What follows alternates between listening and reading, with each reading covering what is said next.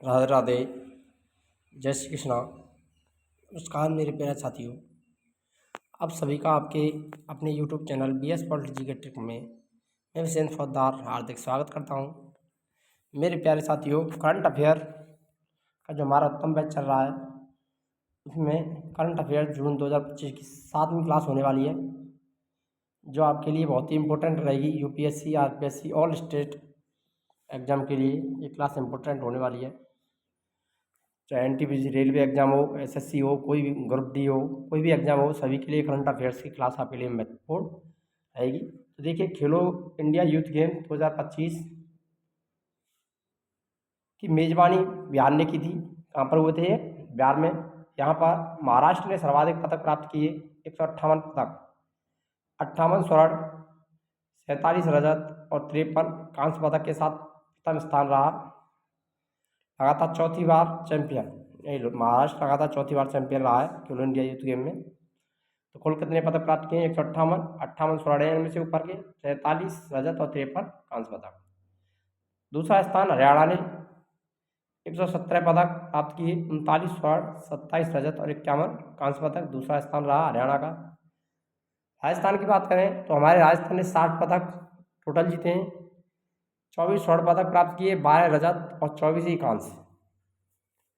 तो इसको 24 12 24 इससे आसानी से याद रख सकते हैं। राजस्थान के स्वर्ण पदक और कांस्य पदक 24 हैं और रजत पदक 12 हैं। राजस्थान का जो स्थान रहा वो तीसरा स्थान रहा खेलो इंडिया यूथ गेम में। बिहार मेजबान, बिहार ने 36 पदक जीते। पिछले वर्षों की तुलना में उल्लेखनीय सुधार हुआ है, विशेष रूप से एथलेटिक्स में बिहार में परिवर्तन आया पदकों की संख्या में। तो यहाँ से राजस्थान वालों को भी ध्यान रख लेना है कि 60 पदक जीते हैं राजस्थान ने कुल खेलो इंडिया यूथ गेम में, 24 स्वर्ण, 24 कांस्य और 12 स्वर्ण पदक, 12 रजत पदक। प्रथम स्थान किसका रहा? महाराष्ट्र का। आयोजन कहाँ पर हुआ? बिहार में। न्यू अपडेट है राजस्थान की बारे में, यानी नए रामसर साइट बनाए गए हैं, रामसर स्थल घोषित किए गए, दो नए रामसर साइट।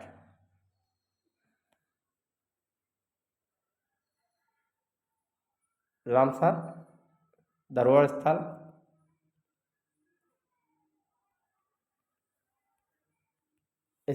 घोषित किए गए हैं। यहाँ पर देख सकते हैं 91 Ramsar site in India as of June 2025।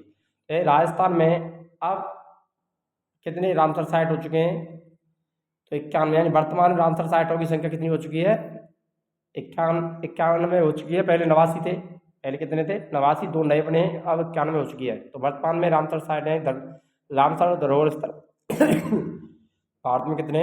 91 है, पहले 89 थे। List as join the list of Ramsar site in India, यानी वर्तमान में अभी में जो जोड़े गए रामसर साइट में इंडिया के 2 क्षेत्र जोड़े गए हैं, उनमें खींचन, राजस्थान के फलौदी जिले का खींचन जोड़ा गया है, और मेनार उदयपुर का राजस्थान, यानी उदयपुर का मेनार राजस्थान जिले के, ये दोनों के दोनों जो रामसर साइट क्षेत्र घोषित किए गए हैं, शामिल किए गए हैं, वो राजस्थान के किए गए हैं, खींचन और मेनार। खींचन फलौदी से और मेनार उदयपुर से। तो अब नए राजस्थान स्थलों की संख्या कितनी हो गई है? 91 हो चुकी है। विश्व पर्यावरण दिवस 5 जून की जो थीम रही है, आज की थीम है इसकी प्लास्टिक प्रदूषण को समाप्त करना। मोस्ट इंपोर्टेंट, ध्यान रखना, थीम पूछी जाती है। विश्व पर्यावरण दिवस को सभी बता सकते हैं 5 जून को मनाया जाता है, लेकिन इसकी थीम क्या रही 2025 की? प्लास्टिक प्रदूषण को समाप्त करना। विश्व पर्यावरण दिवस के अवसर पर 5 जून को एक राष्ट्रीय मिशन प्लास्टिक प्रदूषण समाप्त करें नामक राष्ट्रव्यापी जन आंदोलन की शुरुआत की गई है। करंट अफेयर 34 डिजिटल अदालतों का उद्घाटन किया गया। दिल्ली के राउज एनयू कोर्ट में 34 डिजिटल अदालतों का उद्घाटन किया गया है। यह अदालतें विशेष रूप से राजधानी में नेगोशिएबल इंस्ट्रूमेंट एक्ट के तहत मामलों की सुनवाई करेंगी। जर्मनी सबसे बड़ा ऋणदाता देश। जर्मनी जापान को पीछे छोड़ दुनिया का सबसे बड़ा ऋणदाता देश बन गया है। जापान पिछले 34 सालों से इस लिस्ट में पहले नंबर पर था, अब जापान का नंबर दूसरा हो चुका है। अग्निवीरों को पुलिस में आरक्षण। यूपी सरकार ने अग्निवीरों को यूपी पुलिस और प्रांतीय सशस्त्र बल की भर्ती में 20% आरक्षण देने की मंजूरी दे दी है। उन्हें अधिकतम आयु सीमा में 3 साल की छूट भी मिलेगी। नई ईवी नीति, भारत सरकार ने इलेक्ट्रिक गाड़ियों के निर्माण को बढ़ावा देने के लिए नई नीति को लेकर दिशा निर्देश जारी कर दिए हैं। इसके तहत कंपनियों को कम से कम 4150 करोड़ रुपए का निवेश करना पड़ेगा। यूएन महासभा के अध्यक्ष जर्मनी की विदेश मंत्री एनालेना बेयरबॉक को यूएन महासभा के लिए अध्यक्ष बनाया गया है। तो यूएन महासभा का अध्यक्ष कौन बनी है? एनालेना बेयरबॉक पश्चिमी यूरोपीय समूह से यह दायित्व संभालने वाली पहली और महासभा की 5वीं महिला अध्यक्ष होंगी।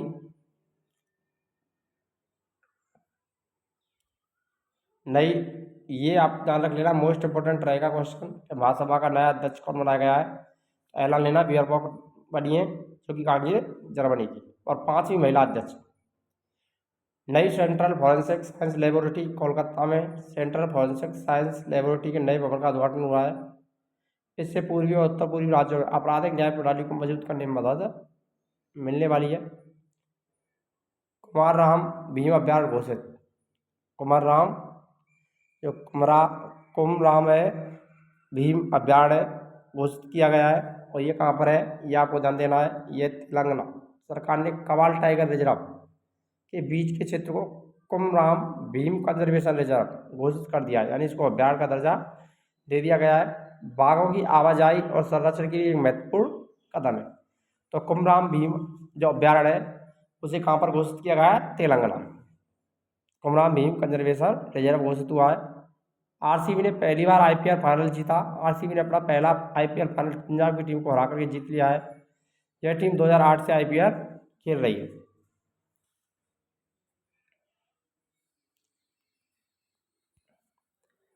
जनगणना 1 अक्टूबर 2026 से शुरू होकर के 3 वर्षों में 2 चरणों में होगी। पहला चरण जम्मू कश्मीर, मध्य प्रदेश, उत्तराखंड, लद्दाख और अन्य पहाड़ी और बर्फ प्रभावित क्षेत्रों में होगा। भारत का पहला solar integrated EV charging station Bangalore में स्थापित किया गया है। ध्यान देना है आपको, बेंगलोर में भारत का पहला solar integrated EV charging station शुरू होगा। यह स्टेशन सेकंड लाइफ बैटरियों में संचालित होगा।